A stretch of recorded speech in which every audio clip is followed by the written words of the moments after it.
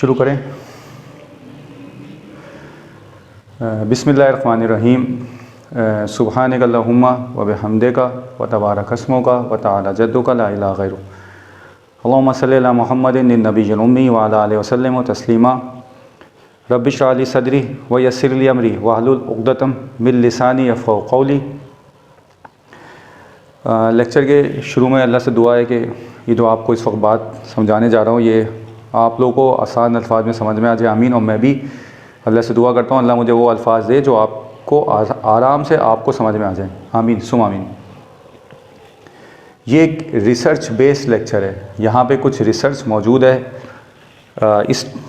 इसका टॉपिक जैसे कि आपने इसके जो शुरू में टाइटल आया वहाँ पढ़ ही लिया होगा कि बच्चों का पढ़ाई में दिल क्यों नहीं लगता, और आपके मुल्क के अंदर एजुकेशन लिटरेसी रेट डिग्रीज़ होने के बावजूद टैलेंट क्यों नहीं है। दूसरा सवाल, बच्चे कैसे पढ़ेंगे। तीसरा सवाल, और क्या स्ट्रेटेजी अपनाई जाए कि वो बच्चे अच्छे पढ़ने में हो जाएं। ये कुछ सवालात हैं और इनका एक दूसरे से इंटरलिंक क्या है, इसको इंशाल्लाह हम इस लेक्चर के अंदर आसान अल्फाज में कोशिश करेंगे कि आपको ये मैं बात क्लियर कर सकूं। आपके सामने एक शेड्यूल बनाया गया है। इस शेड्यूल के अंदर कुछ चीज़ें ऐसी हैं, ये एक इंस्टीट्यूट का इंटरनल इन्वायरमेंट मैं एक्सप्लेन करूँगा। यानी कि मिसाल के तौर पर अगर स्कूल है तो स्कूल के अंदर बच्चे क्यों नहीं पढ़ रहे हैं मैं उसको डिस्कस करूँगा, और कॉलेज के अंदर बच्चे क्यों नहीं पढ़ रहे हैं मैं उसको डिस्कस करूँगा। यूनिवर्सिटीज़ के अंदर पढ़ाई क्यों नहीं हो रही है, बच्चे क्यों नहीं पढ़ रहे जबकि रेगुलर जा रहे हैं, उसका क्यों ऐसा हो रहा है। तो ये सारी चीज़ें इंशाल्लाह मैं आपके सामने डिस्कस करूँगा।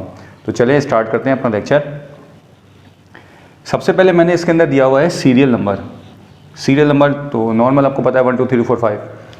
सेकंड नंबर पे मैंने दिया है ग्रेड्स का मतलब है कि कौन सा बच्चा, मिसाल के तौर पर सबसे पहले जो आया बच्चा वो कौन सी क्लास के अंदर गया, वो गया प्ले ग्रुप के अंदर। प्ले ग्रुप के बाद फिर वो छोटी छोटी क्लासेस में जो भी होती हैं KG1 KG2 इस तरह करके आगे गया। तो यहाँ पे हम लोग फिर 1 में गया, 2 में गया, 3 में गया, 4 में गया, इसी तरह ग्रेजुअली वो मास्टर्स लेवल तक पहुँचा या PhD की। ये वो वाले ग्रेड्स हैं।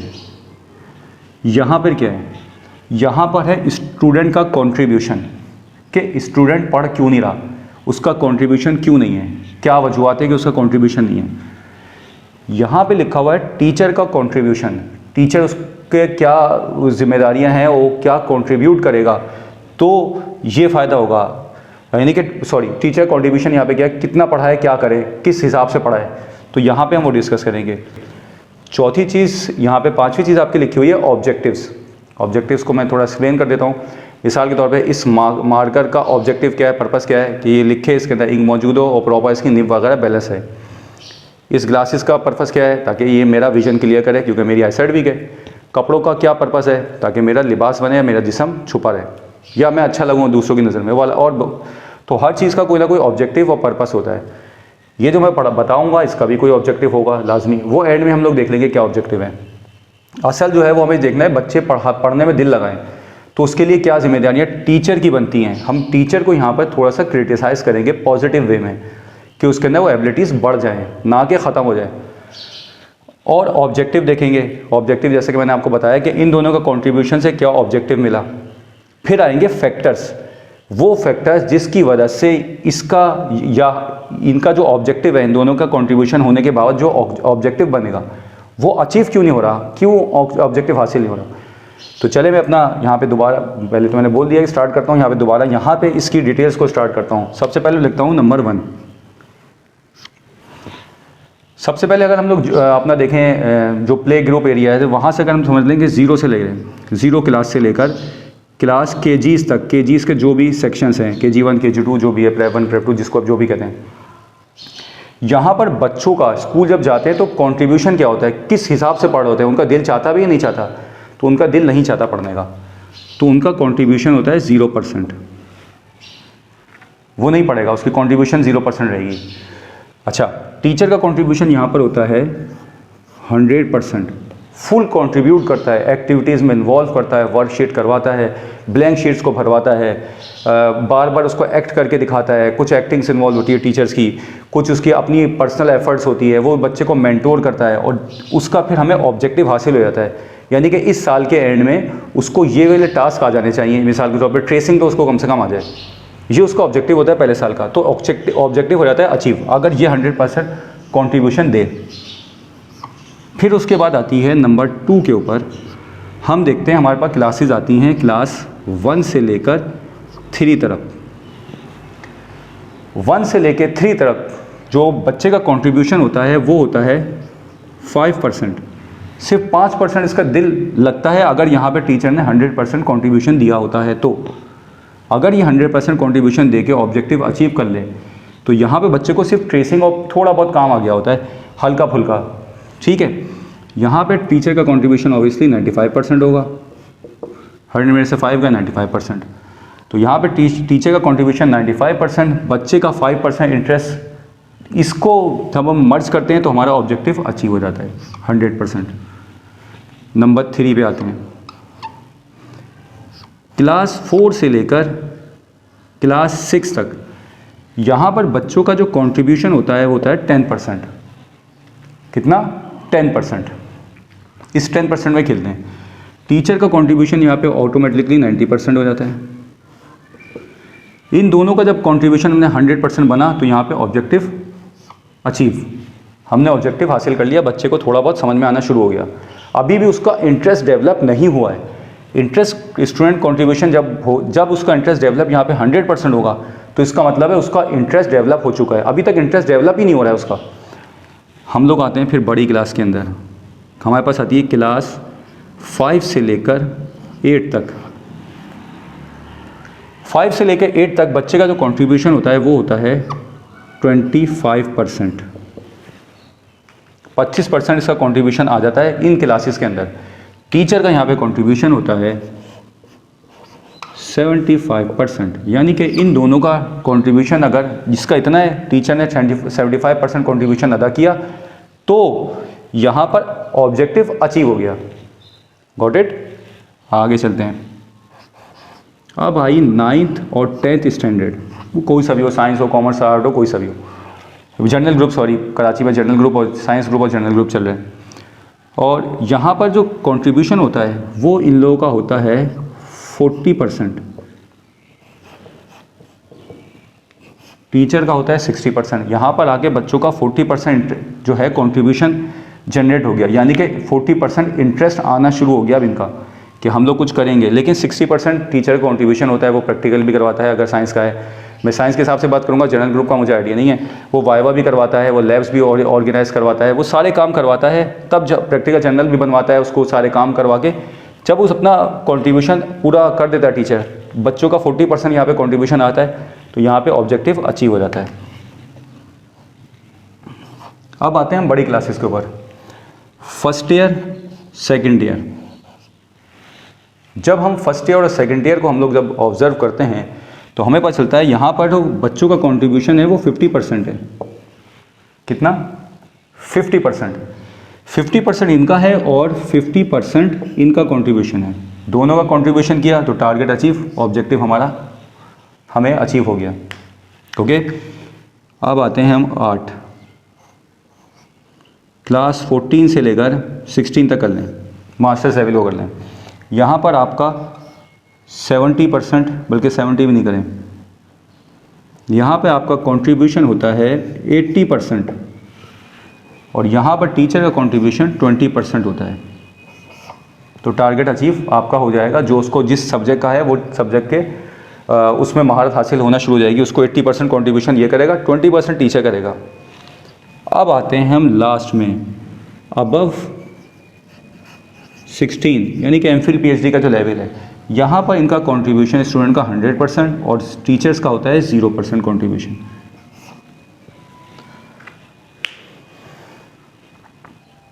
कुछ समझ में आया है? आया कुछ समझ में? नहीं आया? दोबारा देख लेते हैं जल्दी जल्दी स्पीड में। कंट्रीब्यूशन बच्चों का पहले 0 था, फिर 5% जनरेट हुआ, 10% जनरेट हुआ, 25% जनरेट हुआ, 40% हुआ, 50, 80, 100। लेकिन यहाँ पे टीचर का कंट्रीब्यूशन 100% होना चाहिए। अगर ये 100% नहीं रहेगा तो ये 5% जनरेट नहीं होगा। इसको हम ऐसे समझ लेते हैं,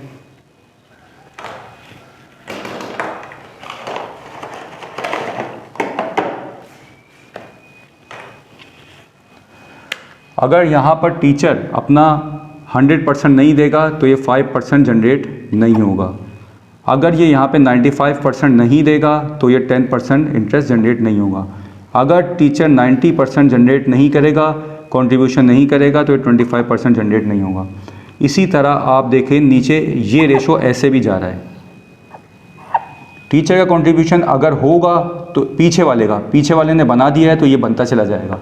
अगर यहाँ टीचर ने 60% कंट्रीब्यूशन पूरे साल सही से प्रॉपर अदा किया है तो यहाँ 60% 50% का कंट्रीब्यूशन आता चला जाएगा। ये आपने देखा। इसके बाद यहाँ पे आपकी लाइफ बिगेन हो जाती है, लाइफ प्रैक्टिकल लाइफ स्टार्ट।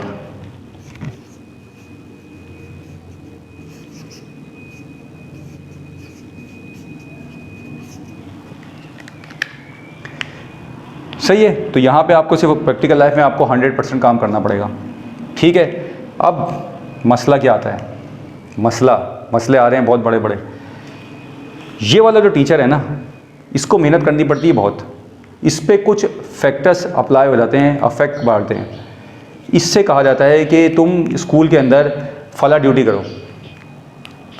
करो। ये यहाँ बच्चों को बहुत ज़्यादा कंसंट्रेशन से पढ़ा रहा होता है, बहुत ज़्यादा मेहनत करते हैं। फला ड्यूटी करो, बोर्ड मेंटेन करो, ड्राइंग ड्राफ्टिंग, पता नहीं क्या क्या चीज़ें होती हैं, आर्ट वर्क, वो सारा आर्ट वर्क करके यहाँ पे लगाओ ताकि पेरेंट्स आएंगे, वो देखेंगे, मुतासिर होंगे तो एडमिशन आएंगे। यही चल रहा होता है।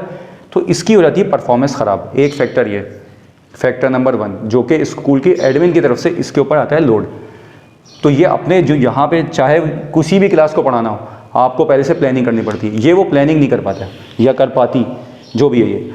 वैसे ख़वातीन ही हमारी छोटी क्लास को पढ़ाई होती है, वो प्लानिंग की, वो इस चीज़ की प्लानिंग नहीं कर पाती। तो यहाँ पर इनका कंट्रीब्यूशन होता है ख़राब। दूसरा, अनएक्सपर्ट लोगों को रखा जाता है कि नया है, इसको हमें सैलरी कम देनी पड़ेगी, चलो बेटा इसको रख लो। Factor number 2। फैक्टर नंबर 3, उनको आता भी है, एडमिशन भी हो गया, सब कुछ हो गया, पढ़ाना पड़ रहा, उनकी सेटिंग चल रही है, वो हर वक्त मोबाइल पे लगी हैं, छोटी क्लास पे कंसंट्रेशन ही नहीं है। क्लास में कोई कैमरे इतने अभी एक्टिव हो ही नहीं है, अगर कैमरे लगे भी हुए हैं तो जो उनको मॉनिटरिंग करने वाला होता है वो भी एक्टिव नहीं होता, वो चाय पी रहा होता है। वो मॉनिटर करना किसी कैमरे के ऊपर बहुत ज़्यादा मुश्किल काम है। एक साथ 10 स्क्रीनें खुली हों, आप उस पर गौर से देखें, बड़ा मुश्किल होता है। तो वो भी अपनी ईमानदारी से काम नहीं कर रहा होता। यहाँ पे ईमानदारी यानी कि डिसऑनेस्टी एक फैक्टर यहाँ पे आ जाता है। तो एडमिन प्रेशर यहाँ पे लिख लेते हैं हम।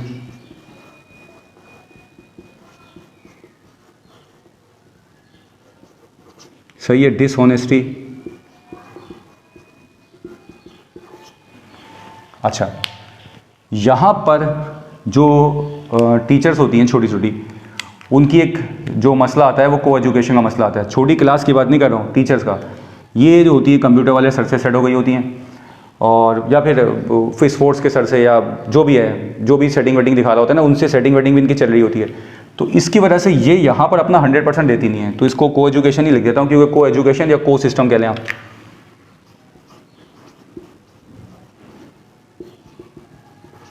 या सिस्टम कह लें। तो इनकी अपनी बेचारी की सेटिंग वेटिंग चल रही होती है, उधर से कंप्यूटर के सर वो उधर इन पे सेटिंग में लगाए होते हैं, इन्होंने फिर डेट के मैसेज पे सुबह सवेरे एडजस्ट करना होता है कहाँ डेट मारनी है, और इसी वजह से वो उस पर टाइम भी ख़राब कर रहे होते हैं। फला बातें, पता नहीं जो अजीब जो बातें चल रही हैं, आपको पता ही होंगी ना, मैं उसमें क्या डिस्कस करूँ। तो वो अजीब सी बातें चल रही होती है। तो यहाँ पर इनका 100% कॉन्ट्रीब्यूशन चला नहीं होता। जो दूसरे सब्जेक्ट का होता है, जो उनसे सेट चल रहा होता है, उनका भी चला जाता है जिस क्लास में वो पढ़ा रहे होते हैं। ये फैक्टर आपके एडमिन का, डिसऑनेस्टी, को एजुकेशन, ये यहाँ पे आ रहे हैं। तीसरा, पेरेंट्स का प्रेशर।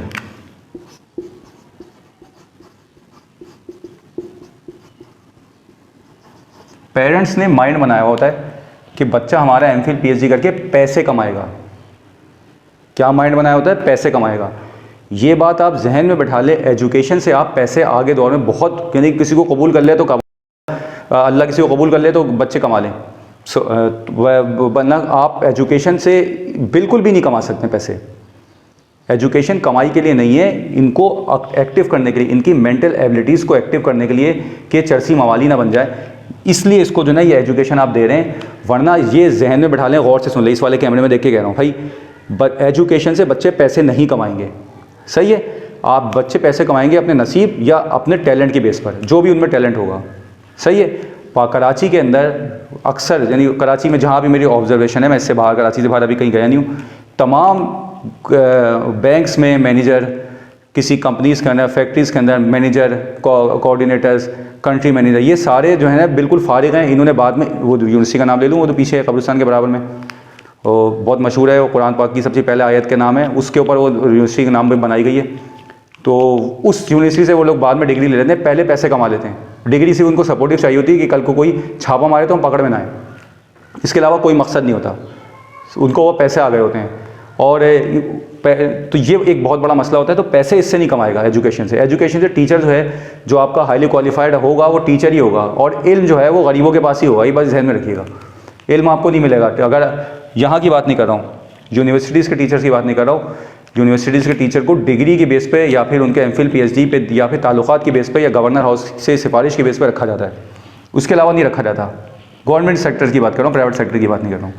तो वहाँ पे यूनिवर्सिटीज़ का क्राइटेरिया कुछ और है। टीचर को पढ़ाना आता है, आए कुछ भी नहीं आता है, वो बस रोज़ आ रहा है ना, बस उसको उसको नहीं पता किताबों में क्या लिखा हुआ है, कैसे पढ़ाना है। यूनिवर्सिटीज़ में रेगुलर बच्चे इसलिए जाते हैं कि वहाँ पे को एजुकेशन है, वहाँ उनकी सेटिंगें वेटिंगें चल रही होती हैं, आए दिन किसी की बर्थडे चल रही होती है, किसी का कोई और मसला चल रहा होता है, किसी का फलां को, वो सारी बातें आपको पता है, वो मैं अपने लेक्चर में ऐड नहीं कर रहा। लेकिन एजुकेशन से इसका कोई ताल्लुक़ नहीं है।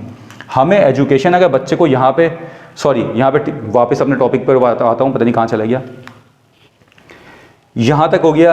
ये प्रेशर हमारा आ गया, फैक्टर्स जो मैंने अभी बात करी वो इसका पार्ट है, एजुकेशन का सिस्टम है, वो सारा हमारे मुल्क में चल रहा है, सही है, वो हमारे एजुकेशन का पार्ट है। वो सारे फैक्टर्स में डाल लें आप। सेटिंग लिख दूँ यहाँ पे मैं, तो अजीब सा लगेगा। बड़ी क्लासेस के अंदर आते आते ये 6 क्लास यहाँ से जनरेट हो रही है ना, ये 5 से 600, यहाँ पर आपका जो है वो जो बच्चे बालिग होना शुरू होते हैं, उनका जेंडर एक्टिव होना शुरू होता है। फिर इन लोगों के अंदर करप्शन आना शुरू हो जाती है, यहाँ पे सेटिंगें वेटिंगें शुरू होती हैं को एजुकेशन के अंदर। तो यहाँ पे जब उनकी इस चीज़ पे उनका दिमाग लगता है तो एजुकेशन को पूरा प्रॉपर टाइम नहीं दे पाते, तो इनका कंट्रीब्यूशन 25 से मज़ीद कम हो जाता है। तो बच्चों की तरफ से भी थोड़े से प्रॉब्लम्स आना शुरू हो जाती हैं। तो जो मसला आ रहा है बच्चों के अंदर, वो को एजुकेशन का मसला बहुत आ रहा है। तो अपने बच्चों को मेरी राय है कि इस्लामिक स्कूल के अंदर ही पढ़ाएं। इस्लामिक स्कूल इस वक्त बेहतरीन चल रहे हैं, अक्सरियत जो जहाँ पर सिर्फ जहाँ पे दीन के साथ दुनिया की जो तालीम है वो दी जा रही है, यानी कि ये वाली को एजुकेशन कह लें आप, कि यहाँ पे दीन भी हो रही है और दुनिया की तालीम भी दी जा रही है। वो इंस्टीट्यूट आपके मुल्क के अंदर तरक्की कर रहे हैं बहुत तेज़ी के साथ साथ, सही है। और वो जहाँ पे को एजुकेशन है, जहाँ पे बिल्कुल फुल अमेरिकन सिस्टम चल रहा है, वो बिल्कुल तेज़ी के साथ नीचे आ रहे हैं। वहाँ के बच्चे बिल्कुल क्वालिफाइड नहीं होते, वो छोटे अपने अब्बा के कारोबार चल रहे होते हैं, अम्मा के कारोबार चल रहे होते हैं, उसमें इन्वॉल्व हो गए, वो अपने आप को कमा के अपनी स्टेबिलिटी को मेनटेन रखते हैं माशरे में। लेकिन उनके अंदर अकल नाम की कोई चीज़ नहीं होती, सही है। एक्सपीरियंस के बेस पे कोई अकल हासिल कर लें तो अलग बात है, बचपन में नहीं आ रही थी, जो कि उन्होंने टीचर से सीखी नहीं होती। तो यहाँ पर एक ये रिसर्च बेस्ड आपके सामने कंट्रीब्यूशन है। अक्सर आप लोग वो क्या होती है, parents teacher meeting, parent teacher meeting के अंदर पेरेंट्स आके टीचर से ब्लेम डाल रहे होते हैं कि आप पढ़ा नहीं रहे हो, टीचर जो हैं पेरेंट्स पर ब्लेम डाल रहे होते हैं। तो बाज़ों का टीचर्स की गलती नहीं होती, ये फैक्टर्स इन पर इन्वॉल्व हो रहे होते हैं। और पेरेंट्स बाज़ों का इतनी लंबी लंबी कहानियाँ व्हाट्सअप टीचर के नंबर पता नहीं कहाँ से निकाल के कर रहे होते हैं कि टीचर को बहुत शदीद गुस्सा आ रहा होता है। तो उसमें क्या क्या जवाब दिया जाए, फिर टीचर को आपको पता ही यहाँ पे क्या हालात हैं। तो डिसऑनेस्टी का फैक्टर तो बहुत अहम है, डिसऑनेस्टी सबसे इंपॉर्टेंट है। एडमिन का प्रेशर कम होता है लेकिन डिसऑनेस्टी ज़्यादा है। अगर टीचर ऑनेस्ट है तो एडमिन को चाहिए उस पर प्रेशर ना दे, ये मेरी सजेशन है जो भी टीचर सुन रहे हैं। और अगर को एजुकेशन सिस्टम, वैसे इसको तो क्या बोलें, इसमें तो साइड इफ़ेक्ट ही साइड इफ़ेक्ट हैं, उसमें तो कोई इफेक्ट है ही नहीं। इसमें भी बच्चे निकल आते हैं लेकिन नुकसान बहुत ज़्यादा है। वो तो हम जब मेजोरिटीज़ की बात करते हैं तो हम मेजोरिटीज़ के ऊपर डिस्कस करते हैं। को एजुकेशन के अंदर भी हमारे रिजल्ट मिलते हैं लेकिन नुकसान ज़्यादा हैं, तो माइनॉरिटीज़ के अंदर जो है बेनिफिट्स हैं। खैर यहाँ पे मैं इंशाल्लाह अपना टॉपिक ख़त्म करता हूँ। उम्मीद है आप लोगों को पसंद आया होगा। ये बहुत अहम टॉपिक है, इसको आप समझें। पेरेंट्स भी बाज़ औक़ात अपनी ड्यूटीज़ सरअंजाम नहीं दे रहे होते, जिसकी वजह से हमें यहाँ पे ऑब्जेक्टिव अचीव नहीं कर पाते। पेरेंट्स की ज़िम्मेदारी क्या है? पेरेंट्स की ज़िम्मेदारी ये है कि भाई जब बच्चा घर में आए तो उसकी चीज़ों को चेक करें, पढ़ाएं। वो बदला अम्मी को खुद ड्रामा देखना है, कौन सा चल रहा है आजकल मार्केट में, क्या चल रहा है, अर्तगल, वो अर्तगल के बाद कौन सा आया था वो चल रहा है, या फिर वो क्रिकेट का कोई मैच हो रहा है। तो क्रिकेट का जब मैच हो रहा है तो अम्मी को भी मैच देखना है, अब्बू को भी मैच देखना है, तो ये अचीव कैसे होंगे टारगेट? तो आप लोगों को थोड़ी कुर्बानी देनी पड़ेगी। आपको फजर में भी उठना पड़ेगा, रात को बच्चों को जल्दी सुलाना भी पड़ेगा, खुदा सुबह आपको जल्दी उठना पड़ेगा जो आप उठ जाते हैं। उसके बाद पूरे दिन सोचना पड़ेगा बच्चे क्या करें अच्छा, जो इंसान के बच्चे बन जाएं। अगर वो इंसान के बच्चे बन गए तो फिर ये सारी चीज़ें आती रहेंगी। तो उम्मीद है आपको ये वाली मेरा लेक्चर पसंद आया होगा। नहीं भी आया हो तो बात तो हक है, इसमें कोई मिस्टेक हो तो मुझे आप लोग बताइएगा नीचे कमेंट करके। इंशाल्लाह आपसे मुलाकात करेंगे एक नए टॉपिक के साथ। अस्सलाम वालेकुम व रहमतुल्लाह। हमारी जो गवर्नमेंट जॉब्स हैं, टीचिंग सेक्टर, एजुकेशन सेक्टर के अंदर, वहाँ पर अभी तक रेफरेंसेस चल रहे हैं। अक्सरियत जो है उसमें अच्छे लोग भी शामिल हैं, लेकिन मैं अब मेजॉरिटीज़ की बात कर रहा हूँ। अक्सर लोगों को पढ़ाना नहीं आता और ना वो पढ़ाना चाहते हैं, ना वो प्लानिंग करते हैं कि मुझे क्या बात करनी है थोड़ी देर पहले या थोड़ी देर बाद मुझे जो पढ़ाना है उसकी प्लानिंग कैसे करूँ। तो उनको ये चीज़ आती नहीं है। आप गवर्नमेंट स्कूल देख लीजिए, आप गवर्नमेंट आप गवर्नमेंट के कॉलेज देख लीजिए, आप यूनिवर्सिटी देख लें। स्टूडेंट से आप अगर डेटा कलेक्ट करना शुरू करेंगे, जो कि मैंने किया है, तो हर जो 150 डिपार्टमेंट है या 150 से ज़्यादा डिपार्टमेंट होते जा रहे हैं, उसके अंदर अक्सर या टीचर को पढ़ाना ही नहीं आता। बच्चे रेगुलर सिर्फ को एजुकेशन की वजह से जाते हैं। उम्मीद है आपको मेरी बात ये समझ में आई होगी। इस लेक्चर के शुरू में मैंने कुछ सवाल कहे थे। बच्चों का पढ़ाई में दिल क्यों नहीं लगता? एजुकेशन या डिग्री होने के बावजूद भी बुक्स समझ में क्यों नहीं आती? टैलेंट क्यों नहीं है? क्या स्ट्रेटजी अपनाई जाए कि बच्चे पढ़ें? इसमें जो स्ट्रेटजी अपनाई जाए वो पेरेंट्स और टीचर का कंट्रीब्यूशन होना ज़रूरी है। अगर टीचर कंट्रीब्यूट नहीं कर रहा तो पेरेंट्स को चाहिए उसको तंबी करे, और अगर पेरेंट्स कंट्रीब्यूट नहीं कर रहे तो टीचर को चाहिए कि उनको किसी तरह से उनको ये बात समझाई जाए। अगर कंट्रीब्यूशन बैलेंस होगा तो आपका जो आने वाली नस्ल है हमारी, वो इंशाल्लाह ताला, अल्लाह से उम्मीद है कि वो एजुकेटेड होगी। एजुकेटेड का मतलब मेरा यहाँ पर यह है कि उसको बुक्स पढ़ के समझ में आना शुरू हो जाएंगी। अभी हमारे पास जितने भी क्वालिफाइड लोग मौजूद हैं, चाहे वो एमफिल हो, चाहे वो पीएचडी हो, चाहे वो यूनिवर्सिटी के प्रोफेसर हों, उनको बुक पढ़ के समझ में नहीं आती। ए लेवल की किताब पढ़ाना एक बहुत बड़ा टारगेट बनता जा रहा है। तो ये मेरी इस बात पे आप गौर कीजिएगा। इंशाल्लाह फिर आपसे मिलेंगे किसी नए टॉपिक के साथ।